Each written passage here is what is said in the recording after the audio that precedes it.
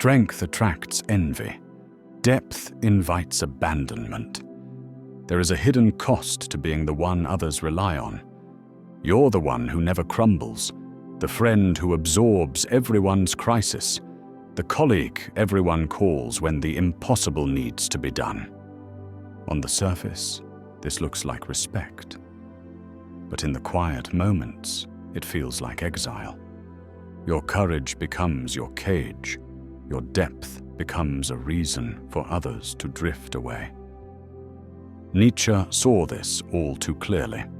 He wrote, "The individual has always had to struggle to keep from being overwhelmed by the tribe."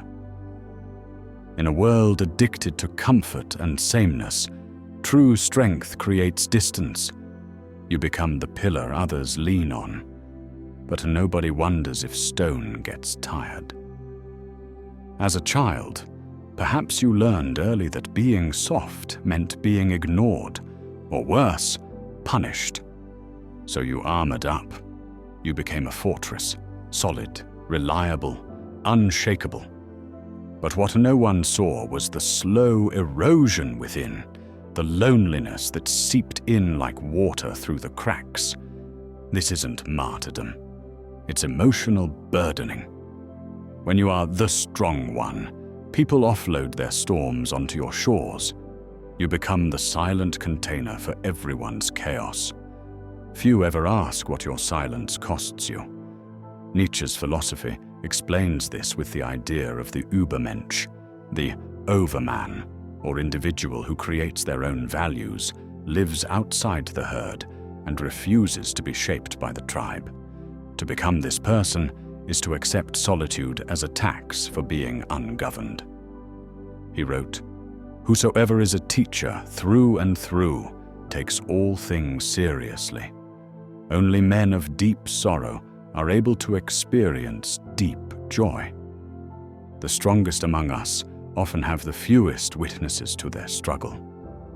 But solitude isn't just an absence, it's a crucible. In the pressure of loneliness, you either shatter or you become something rare, self-reliant, unshakable, authentic. Here's the dark psychology. Society is unconsciously designed to extract energy from its most resilient members.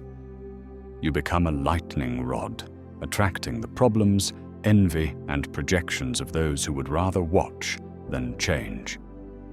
Your refusal to conform makes others uncomfortable. They call you too intense, too serious, or too distant. But really, you are just refusing to dilute yourself for acceptance.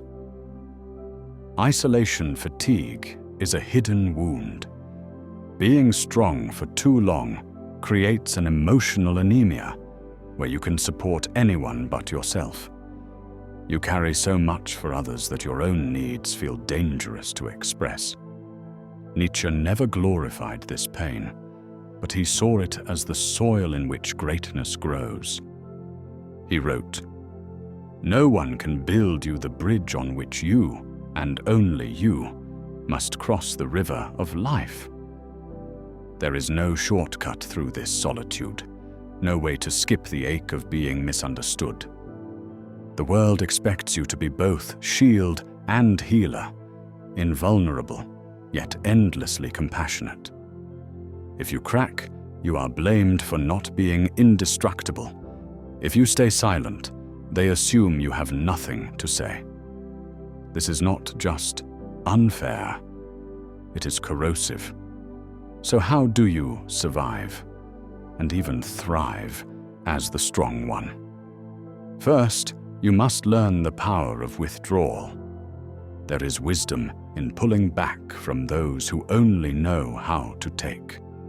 You cannot be everyone's solution and still keep your soul intact. Set boundaries like a fortress wall. Not everyone deserves your insight, your strength, your time. Refuse to be guilted by the accusations of selfishness. Self-respect is not a crime. Next, build rituals that replenish your spirit. For some, it's running alone at dawn. For others, it's journaling or disappearing into music. Create sacred space that nobody else can invade. Practice radical honesty, not just with others, but with yourself. Admit when you are depleted. Speak your truth, even if your voice trembles. Your silence isn't weakness, it's your final boundary. Remember, true support systems are forged, not found. Seek out those rare souls who can hold your weight without resenting you for it. One honest friend is worth more than 100 admirers. Nietzsche believed the price of individuality was loneliness, but also that it was a badge of honor. He wrote, "And those who were seen dancing were thought to be insane by those who could not hear the music." You are not too much. You are simply on a different frequency. If you feel abandoned, ask yourself, are you really unloved? Or are you simply not needed in the way others have been taught to need? The strong are often left alone, not because they are unworthy, but because their presence reveals what others lack. The most important lesson: stop apologizing for your strength, your depth, or your solitude. There is nothing noble about shrinking, so others feel comfortable. You are not required to translate your existence for anyone who refuses to listen. In practice, this means letting some people drift away.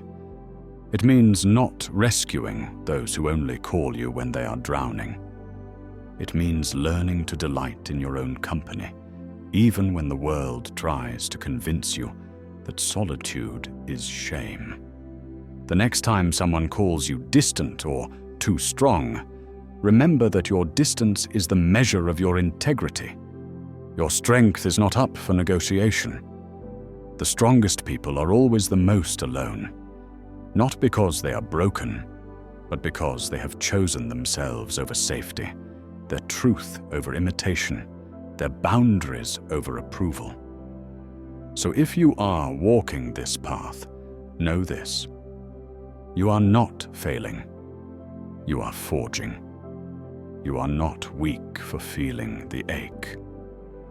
You are proof that power does not chase the crowd. It stands alone until others are finally ready to meet it where it lives. If you're ready to reclaim your solitude as a sign of self-respect, subscribe for more on Nietzsche, dark psychology, and the courage to walk alone. Share your story in the comments. When did you realize your silence was your greatest boundary? Let's celebrate the rare, the strong, the ones who stand apart. You are not alone in your solitude. You are in the company of the strongest.